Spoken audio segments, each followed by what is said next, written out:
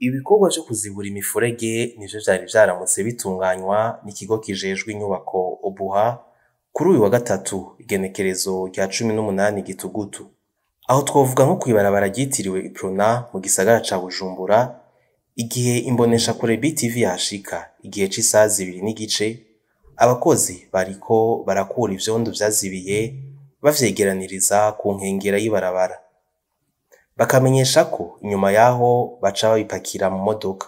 Saho gusa no kw'ibarabara ryitiriwe Patrice Lumumba, imboneshakure BTV yashitse bariko barafundurura ibinogo baraba aho ivyondo vyazibiye.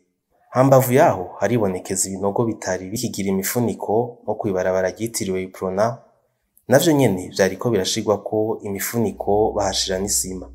Iyo mifurege izibuwe inyuma yaho imifurege myinshi mu gisagara ca Bujumbura iziba amazi y'imvura akabura hatembera.